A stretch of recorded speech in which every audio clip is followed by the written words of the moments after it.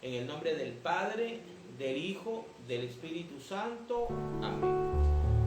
Señor Dios Padre Todopoderoso y Eterno, en esta noche queremos adorarte, bendecirte, darte gracias por todo, por la vida, por los alimentos, por nuestra familia, por nuestra salud, por el dinero, por los estudios y por todas las cosas, Señor, que nos das día con día. Gracias Todopoderoso por permitirnos reunirnos nuevamente en esta semana, en este espacio de lectura de tu palabra y de reflexión. Te pedimos en el nombre de tu amado Hijo Jesucristo la presencia del Espíritu Santo, no sin antes pedirte perdón en el nombre de Cristo por todos nuestros pecados, pecados de pensamiento, pecados de palabra, pecados de obra, Señor, y de omisión. Somos culpables, Todopoderoso, delante de ti, y por eso te suplicamos que tengas misericordia de nosotros. Nos ayudes a través de la gracia bendita y santa que Cristo Jesús ha obtenido con su sacrificio para nosotros, y que sea el Espíritu Santo que nos alimente siempre a través de la palabra y de la Eucaristía, de los sacramentos. Te damos gracias, Señor, por el Papa León, por la Iglesia Católica, por todos los sacerdotes y por todos los ministros, Señor, que te sirven a ti, Padre Santo. Pedimos por la República de Colombia, por este país, Señor, porque seas tú quien la dirija y quien la guíe. También queremos pedir la protección y la bendición de la Santísima Virgen María, como siempre, invitándola a que nos proteja con su manto sagrado, nos cuide e interceda por nuestra salvación y por Colombia. A los santos arcángeles Miguel, Gabriel y Rafael, les pedimos que nos protejan con sus alas poderosas, que cuiden en este momento y este espacio de oración, este espacio de reflexión y de meditación de la palabra de Dios, y que siempre cuiden nuestros caminos y en el nombre de Jesús nos aparten de todo mal. En el nombre del Padre, del Hijo, del Espíritu Santo. Amén. Capítulo 19 del primer libro de Samuel. Saúl intenta matar a David. Saúl ordenó a su hijo Jonatán y a todos sus oficiales que mataran a David. Pero Jonatán, que quería mucho a David, lo puso sobre aviso. Le dijo: Saúl, mi padre, está tratando de matarte. Así que mañana temprano ten cuidado y quédate escondido en algún lugar secreto. Yo saldré en compañía de mi padre al campo donde tú vas a estar. Hablaré con él acerca de ti, a ver qué pasa, y luego te lo haré saber. Y Jonatán habló con Saúl en favor de David. Le dijo: Su Majestad no debiera cometer ningún mal contra su siervo David, porque él no le ha hecho ningún mal a su Majestad, y sí mucho bien, pues jugándose la vida mató al filisteo, y así el Señor libró por completo a todo Israel. Su Majestad lo vio y se alegró de ello. ¿Por qué habrá de atentar su Majestad contra la vida de un inocente, tratando de matar a David sin motivo? Al escuchar Saúl las razones de Jonatán, exclamó: Juro por el Señor que David no morirá. Entonces Jonatán llamó a David y le informó de toda esta conversación. Después lo llevó ante Saúl, y David siguió al servicio de Saúl igual que antes. Volvió a estallar la guerra, y David salió a luchar contra los filisteos y los venció, ocasionándoles una gran derrota y haciéndolos huir. En cuanto a Saúl, otra vez lo atacó el espíritu maligno de parte del Señor, y estando sentado en su habitación con su lanza en la mano, mientras David tocaba, intentó clavar con ella David en la pared. Pero David pudo esquivar el golpe, y la lanza de Saúl se clavó en la pared. Aquella misma noche, David se escapó y huyó. Inmediatamente Saúl dio órdenes a sus hombres de que fueran a casa de David para que lo vigilaran y lo mataran a la mañana siguiente. Pero Mical, la mujer de David, lo puso sobre aviso, diciéndole: si no te pones a salvo esta noche, mañana serás hombre muerto. Enseguida Mical descolgó a David por una ventana, y David pudo escapar. Luego Mical tomó un ídolo y lo metió en la cama, le puso en la cabecera un tejido de pelo de cabra y lo tapó con una sábana. Y cuando Saúl ordenó a sus hombres que apresaran a David, Mical les dijo que estaba enfermo.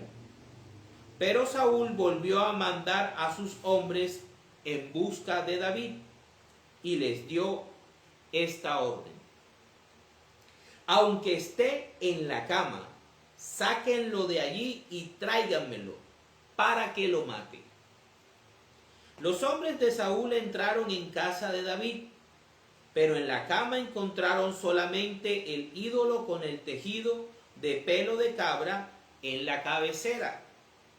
Entonces Saúl dijo a Mical: ¿por qué me has engañado de este modo, dejando que escape mi enemigo? Mical respondió: porque él juró que me mataría si no lo dejaba escapar.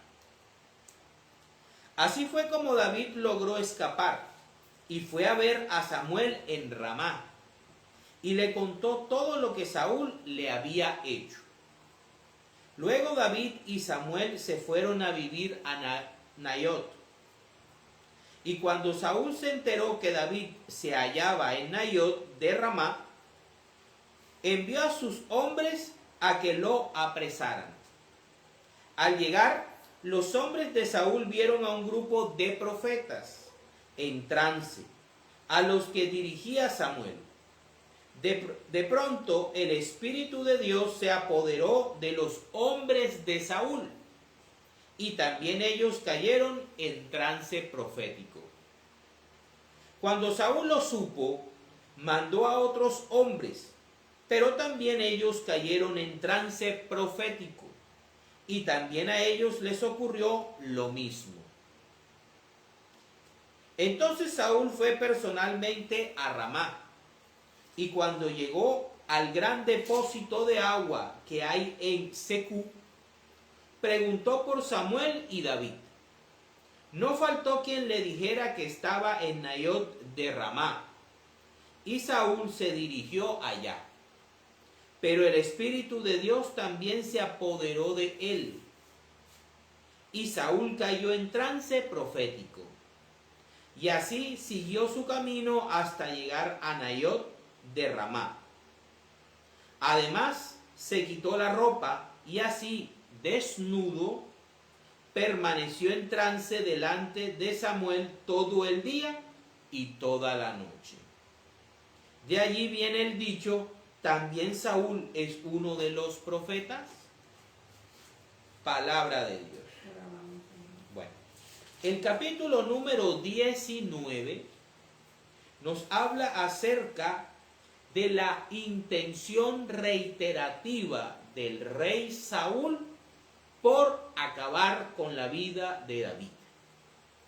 El rey Saúl era el gobernante vigente de Israel. Había sido escogido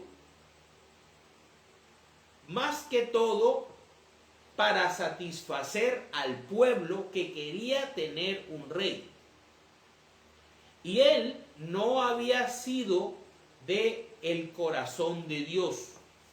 Y aunque al principio comenzó bien su reinado, siendo humilde y no queriendo sobresalir, a medida que fue ganando batallas y reconocimientos en Israel, comenzó a rebelarse contra Dios y a endurecer su corazón contra el Señor.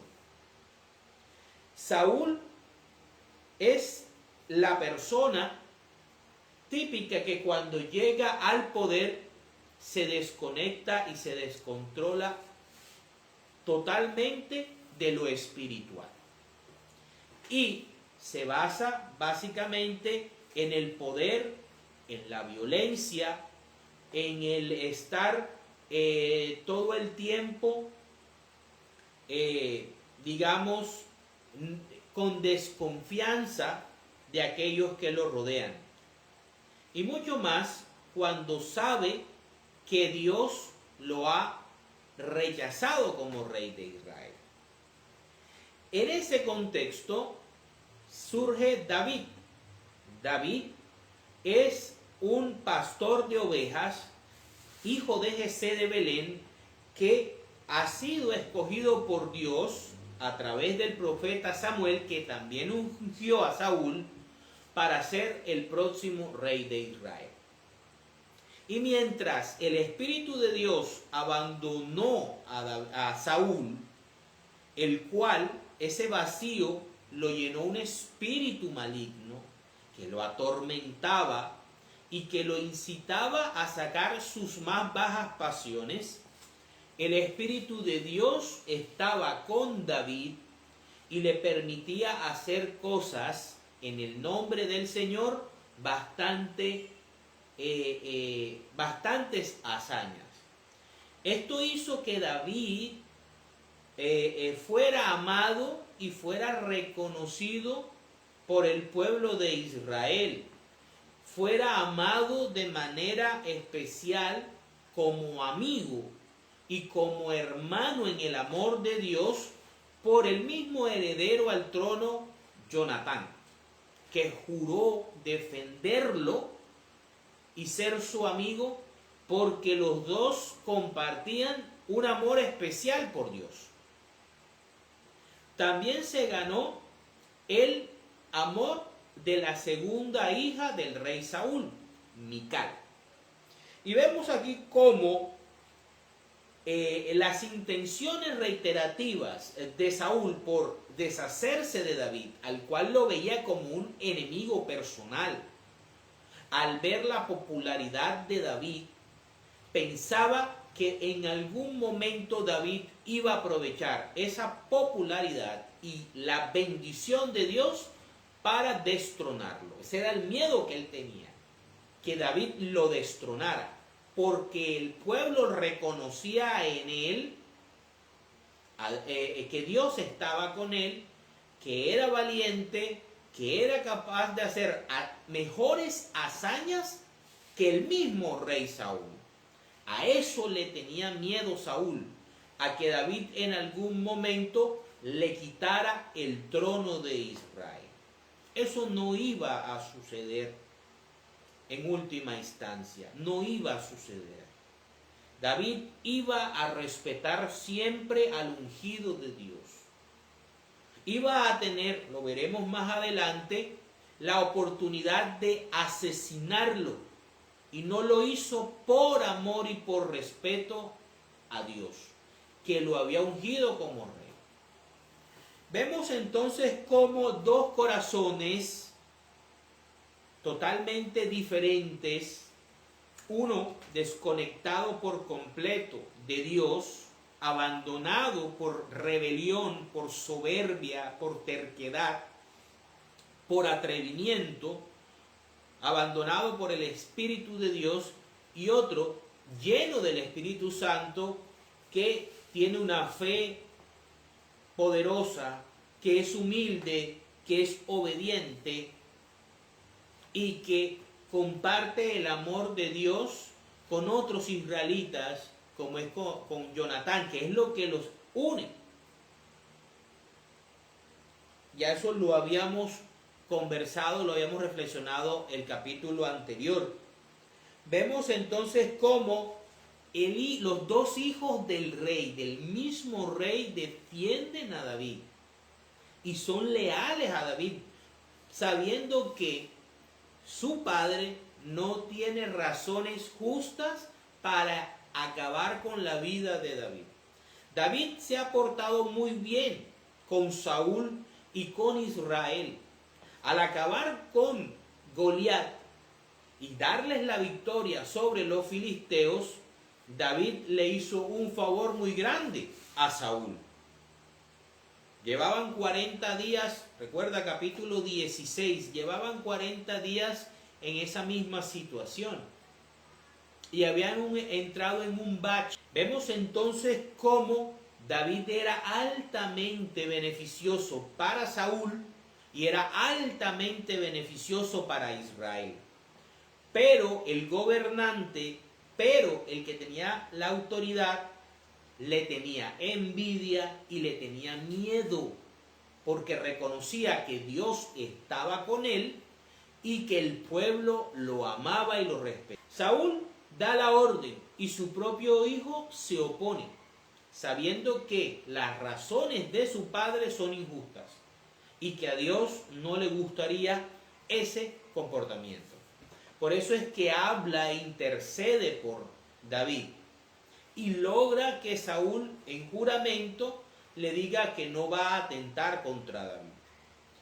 Pero al entrar nuevamente en guerra contra los filisteos, David sale nuevamente a defender a Israel y logra una victoria sobre los filisteos aplastante. Esto despierta nuevamente el miedo basado en la envidia, basado en reconocer que él perdió la gracia de Dios y que ahora es otro el que tiene la gracia y la ayuda de Dios. Esto hace de que otra vez, aunque David, siendo el gran gladiador de Israel y el general que lleva la victoria a Israel, todavía sigue humildemente sirviendo, tocando el arpa, para que Saúl, su rey, descanse del tormento, del espíritu maligno. Pero fíjense que el espíritu maligno ya, porque encuentra un corazón vacío de Dios, porque encuentra un corazón lleno de odio, lleno de sed de sangre, un corazón endurecido para el Espíritu Santo, como era el de Saúl, entonces lo incita a matar a David, que es inocente. Y vemos cómo le lanza nuevamente la lanza y David nuevamente, ya por enésima vez, la esquiva y en este momento decide huir para no volver a el palacio de Jerusalén o de donde estaba Israel hasta que Saúl no muriera. ¿Sí? Vemos cómo después es la esposa, Mical, quien sabiendo las intenciones de su padre, le salva también la vida a David y engaña a su padre, mostrando su idolatría. Ella tenía un ídolo. Me recuerda a Raquel. En Israel había esta costumbre, por eso el Señor siempre enviaba a los profetas y siempre criticaba la doble moral espiritual de los israelitas, que por un lado se jactaban de ser el pueblo escogido de Dios y por el otro lado adoraban y traicionaban al Señor. Esto de traicionar al Señor, al Dios de Israel, es viejísimo por parte de los israelitas. Vemos cómo Saúl, al darse cuenta del engaño de su hija, le recrimina y utiliza y devela desnuda realmente lo que hay en su corazón. Ve a David como su enemigo y cuestiona a su hija de por qué dejó escapar a su enemigo. Mical se defiende y le dice de que David la amenazó. Esto no detiene a Saúl, que todavía sigue persistentemente buscando matar él mismo a David. Fíjense, hay una parte donde dice, Mical le manda a decir con los hombres de Saúl que David está enfermo. Y Saúl lo que hace, en vez de preocuparse o en vez de bajarle a la agresividad, lo que hace es que manda a sus hombres a que traigan a David, así sea encamado, para él matarlo con su lanza. Entonces, la determinación que tenía Saúl de acabar con David era total. Era total. Había sido, fíjense que con lo que vamos a ver más adelante tiene mucha conexión. El espíritu maligno llevaba a Saúl a odiar a David, a querer matarlo con sus propias manos. Ya no a través de los filisteos, ya ahora con sus propias manos. Ese espíritu maligno que había encontrado una viña fértil para el odio, para la venganza, aunque con David no había venganza. Saúl no tenía que vengarse de nada. La envidia, el rencor, el resentimiento, porque ve que él perdió la gracia de Dios y ahora la tiene David, lo llevan a ser poseído por ese espíritu maligno y es incitado a querer acabar con la vida de David, sin que David haya hecho algo en contra de Saúl. Se ha aguantado mucho y no ha querido rebelarse, porque conoce las intenciones de Dios y sabe que si Dios lo ungió como rey, será Dios quien le dé el trono y él no tiene por qué tomarlo por cuenta propia, porque sabe muy bien que cuando se hacen las cosas así, eso no funciona. Si Dios te ha dado una misión o te ha prometido algo, espera que Él te lo dé. No trates de tomarlo tú o de forzar a Dios a que haga las cosas, porque siempre salen mal eso. Ahí vemos a Sara con Abraham. ¿Sí? Eso es un ejemplo claro. Vemos a Judas Iscariote con Cristo, que quisieron acelerar y obligar a Dios a que hiciera las cosas a su manera, a la manera de ellos, y las cosas terminaron mal. Para terminar, vemos cómo David huye hacia el lugar donde está viviendo Samuel, lo pone al tanto de la situación y vemos cómo Dios blinda a David rodeándolo de Samuel y sus profetas. Y cuando los hombres enviados por Saúl una y dos veces, por la persistencia de Saúl, estos son llenados por el Espíritu Santo. El Espíritu Santo los toma y los hace que profeticen. Hasta que el mismísimo Saúl va a buscar a David en Nayot de Ramá para acabarlo. Dios lo humilla, Dios lo llena de su espíritu, hace que se desnude, que se despoje de las ropas reales y hace que lo adore y profetice, surgiendo entonces el dicho de si Saúl también hace parte de los profetas, para la gloria de Dios. Ahora vamos en los textos auxiliares, vamos a ver cómo, a diferencia de David, que tuvo el apoyo de Jonatán, que tuvo el apoyo de su esposa Mical, que tuvo la protección de Samuel con sus profetas y tuvo la protección del Espíritu Santo, vamos a ver ahora que esa misma suerte no la tuvo el Rey de Reyes, o sea, nuestro Señor Jesucristo. Vámonos ahora entonces a ver la suerte del Rey de Reyes.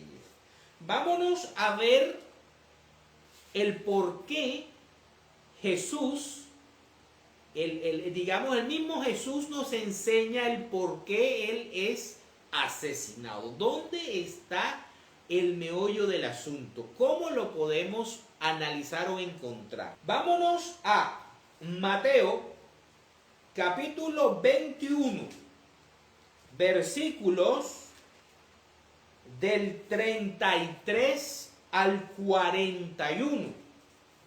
Esa es la parábola de los labradores malvados. Jesús nos va a enseñar con esta parábola por qué es amenazado, porque Él es una amenaza para las autoridades judías y por qué lo encarcelan y lo matan. Vámonos entonces. Dice, escuchen otra parábola. El dueño de una finca plantó un viñedo.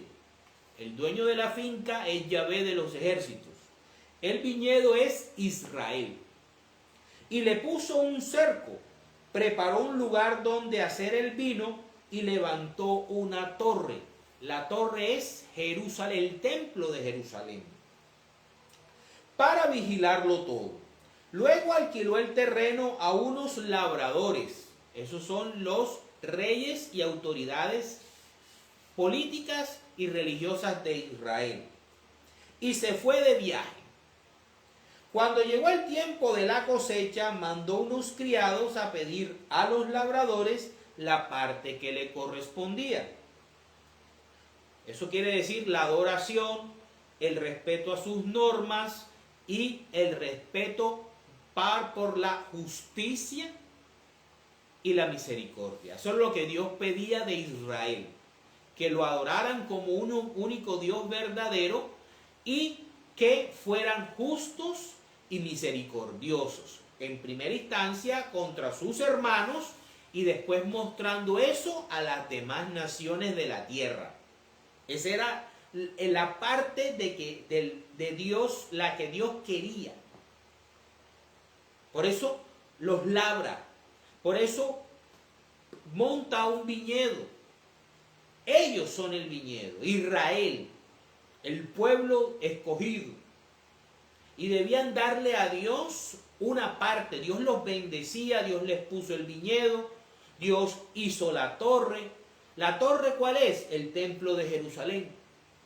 Y dice, pero los labradores echaron mano a los criados, golpearon a uno, mataron a otro y apedrearon a otro. Son todos los profetas de Israel que denunciaron las injusticias y la vida de idolatría y la vida desordenada y el caos espiritual de Israel durante toda su época bíblica. El dueño volvió a mandar más criados que al principio, así como hizo Saúl buscando a David en Nayot de Ramá. Pero los labradores los trataron a todos de la misma manera. Por fin mandó a su propio hijo, este es Cristo, pensando, sin duda respetarán a mi hijo. Por eso Dios Padre le da las credenciales completas a Jesús. Le permite hacer milagros, le permite multiplicar la materia, le permite liberar del poder del demonio, le permite resucitar a la gente para que Jesús acredite que es el Hijo del Padre, el Hijo de Dios Todopoderoso. ¿Para qué? Para que cuando vean al Mesías, para que cuando vieran al Cristo, lo respetaran y lo obedecieran y volvieran a hacer realmente lo que Dios había pensado que ellos fueran, luz para las naciones. Pero cuando vieron al Hijo, los labradores se dijeron unos a otros: este es el que ha de recibir la herencia. Matémoslo y nos quedaremos con su propiedad. Lo vamos a ver ahorita, cómo se cumple esta parábola. Así que lo agarraron, lo sacaron del viñedo y lo mataron. Acabamos de celebrar hace 3 semanas. Hace 2 semanas, sí, hace 2 semanas exactamente. Hace 2 semanas fue Viernes Santo. Ahora, cuando venga el dueño del viñedo, ¿qué creen ustedes que hará con esos labradores? Le contestaron: matará sin compasión a esos malvados y alquilará el viñedo a otros labradores que le entreguen a su debido tiempo la parte de la cosecha que le corresponde. Palabra del Señor. Entonces vemos aquí cómo esto de que Saúl quisiera matar a David porque lo veía como una amenaza, porque veía que en él estaba Dios y que Dios estaba acreditando con las victorias de David que Dios estaba con David.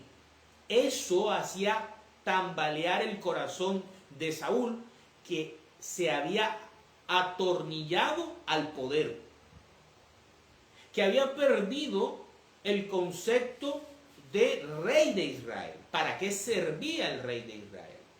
Y solamente usaba ese puesto para su propia vanagloria. No lo utilizaba para glorificar a Yahvé, al Padre, sino para glorificarse a sí mismo, como Satanás. Por eso el espíritu maligno lo atormentaba y estaba junto a él, y tenía cierto poder y cierta influencia sobre él y sobre sus deseos de acabar con David. Esta es la base del por qué Cristo lo mata. Ahora vamos a ver de boca de los jefes de Israel, los labradores, ¿por qué quieren acabar con Jesús? Vamos a ir al corazón de los enemigos de Cristo. Vámonos al Evangelio de San Juan, capítulo 11, versículos del 45 al 57. Dice: conspiración para arrestar a Jesús. Recuerden, Jesús es David en esta historia. Lo que pasa en el capítulo 19 de Primera de Samuel se va a desarrollar en los evangelios, en la vida de el último y más grande de los reyes de Israel. Lo que le pasó a David, todo lo que le pasó a David, le va a pasar a Jesús, pero para algo de fin. Jesús es, en este caso, David, y las autoridades judías, lideradas por Caifás, son Saúl. Dice: por esto creyeron en Jesús muchos de los judíos que habían ido a acompañar a María y que vieron lo que él había hecho. Pero algunos fueron a ver a los fariseos y les contaron lo que había hecho Jesús. Entonces los fariseos y los jefes de los sacerdotes reunieron a la Junta Suprema, que representa a Saúl, que era la persona con mayor poder en Israel en el momento de David, ¿verdad? Y dijeron: ¿qué haremos? Este hombre está haciendo muchas señales milagrosas. O sea, está acreditando que Dios está con él. Así como David acreditaba esto con sus victorias elocuentes contra los filisteos. Si lo dejamos, todos van a creer en él. Y las autoridades romanas vendrán y destruirán nuestro templo y nuestra nación. Ese era el miedo que tenían las autoridades judías. Pensaban solamente en ellos, en no entrar en guerra con Roma, que los dominaba en ese momento. O sea, pensaban solamente en ellos, no en el bien de la humanidad ni en el bien del pueblo de Israel, que estaba recibiendo bendiciones por medio del ministerio de Cristo. Pero uno de ellos, llamado Caifás, que era el sumo sacerdote aquel año, les dijo: ustedes no saben nada, ni se dan cuenta de que es mejor para ustedes que muera un solo hombre por el pueblo y no que toda la nación sea destruida. Pero Caifás no dijo esto por su propia cuenta, sino que, como era sumo sacerdote aquel año, dijo proféticamente que Jesús iba a morir por la nación judía. Fíjense, ¿qué pasó con Saúl cuando fue a buscar a David para matarlo? Cuando estaba en Nayot de Ramá, el Espíritu de Dios se apodera de él, hace que se desnude y que profetice como estaban haciendo sus hombres antes que él y los discípulos de Samuel. Muy parecido. Aquí sabemos y siempre hemos visto a Caifás como malo, como uno de los malos de la película de la Pasión de Cristo. Pero vemos como el Espíritu Santo entra también en él y hace que profetice de que Jesús debía morir por Israel para salvarlo. Entonces vemos todo esto, vemos todas estas situaciones en la misma vida de Jesús. Por eso podemos decir muchas veces que ningún capítulo de las Escrituras está ahí porque sí, o hay de relleno, no. Todo tiene que ver con Jesús. Todo tiene que ver con el Señor, con su vida, con su ministerio. Y aquí estamos descubriéndolo poco a poco. Ok, hasta el 57. Y no solamente por esta nación, sino también para reunir a todos los hijos de Dios que estaban dispersos. O sea, en la iglesia católica. Así que, desde aquel día, las autoridades judías tomaron la decisión de matar a Jesús. Por eso, Jesús ya no andaba públicamente entre los judíos, como hizo David, que se ocultó, ¿sí? Se fue del palacio, sino que salió de la región de Judea y se fue a un lugar cerca del desierto, a un pueblo llamado Efraín. Allí se quedó con sus discípulos. Faltaba poco para la fiesta de la Pascua de los judíos, y mucha gente de los pueblos se dirigía a Jerusalén a celebrar los ritos de purificación antes de la Pascua. Andaban buscando a Jesús y se preguntaban unos a otros en el templo: ¿qué les parece? ¿Vendrá la fiesta o no? Los fariseos y los jefes de los sacerdotes habían dado orden de que si alguien sabía dónde estaba Jesús, lo dijera, para poder hacer palabra del Señor. Pero ahora vamos a ver cómo uno de sus discípulos, un aliado, un amigo, alguien que estuvo con él 3 años, alguien que fue escogido por el mismo Jesús, lo traiciona, a diferencia de la lealtad mostrada por Jonatán y por Mical. Vámonos a el Evangelio de San Lucas. Lucas capítulo 22, versículos del 1 al 6. Dice: conspiración para arrestar a Jesús. Estaba ya cerca la fiesta en que se come el pan sin levadura. Estamos viéndolo ahorita. en Juan, o sea, la fiesta de la Pascua. Los jefes de los sacerdotes y los maestros de la ley, que tenían miedo de la gente, buscaban la manera de matar a Jesús, así como lo estaba buscando Saúl matar a David. Entonces Satanás entró en Judas. Entonces Satanás, el espíritu maligno más maligno que existe. Uno de los 12 discípulos, al que llamaban Iscariote, este fue a ver a los jefes de los sacerdotes y a los oficiales del templo y habló con ellos sobre cómo entregarles a Jesús. Ellos se alegraron y prometieron darle dinero a Judas. Y él aceptó y comenzó a buscar un momento oportuno en que no hubiera gente para entregarles a Jesús. Palabra del Señor. Entonces vemos cómo, al igual que en la historia de Saúl y David, hay la presencia de un espíritu maligno que incita a Saúl a buscar incesantemente la muerte de David.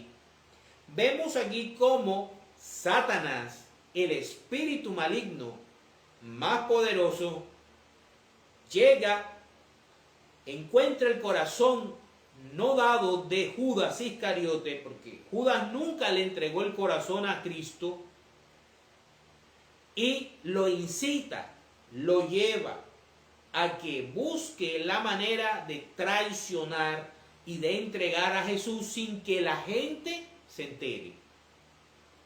Un amigo,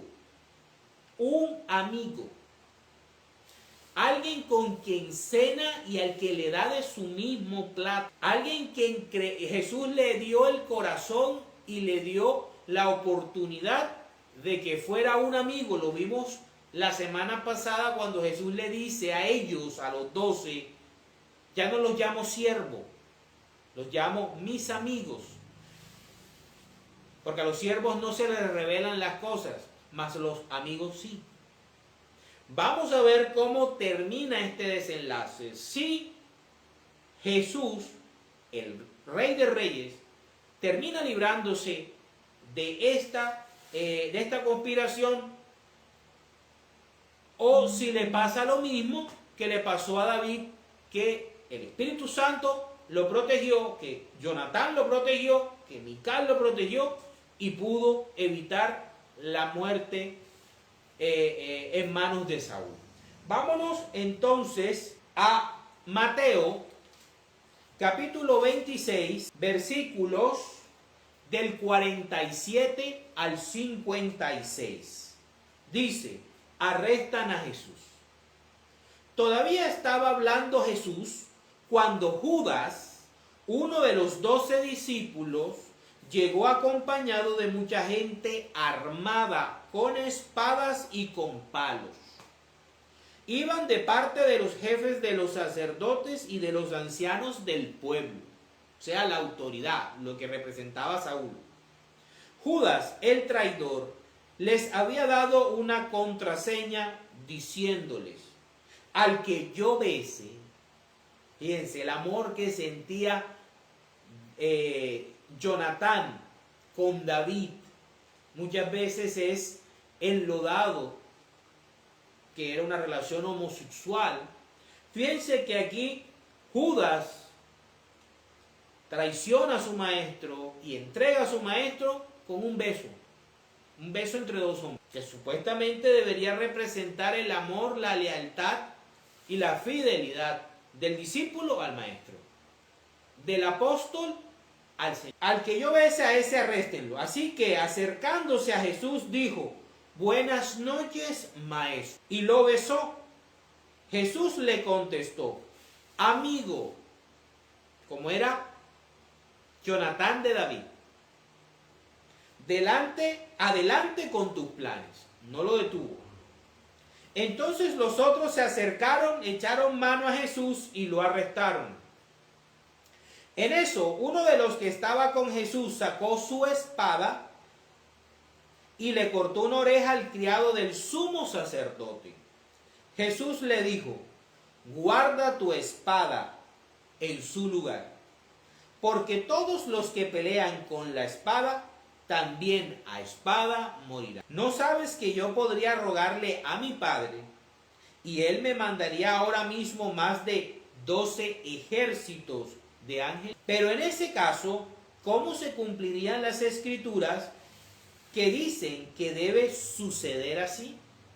Jesús respetando las escrituras. Enseguida Jesús preguntó a la gente: ¿por qué han venido ustedes con espadas y con palos a arrestarme, como si yo fuera un bandido? Era lo mismo, me imagino yo, que le debió haber dicho David a Samuel cuando llegó a Nayot: ¿por qué el rey Saúl me persigue y quiere matarme como si yo fuera un bandido, si lo único que he hecho es ayudarlo a él y a bendecir a Israel y darle gloria al Dios, a nuestro Dios? Todos los días he estado enseñando en el templo y nunca me arrestaron. Pero todo esto sucede para que se cumpla lo que dijeron los profetas en las escrituras. En aquel momento todos los discípulos dejaron solo a Jesús y huyeron. Palabra de Dios. Entonces vemos cómo Jesús no tuvo la misma suerte de David. Jesús, sus propios discípulos lo abandonaron. Tanto así que hubo uno que con un gesto de cariño y de amor fraternal lo entregó. Fíjense cómo se interconecta perfectamente la vida de David con la de Cristo, para la gloria de Dios. En el nombre del Padre, del Hijo, del Espíritu Santo.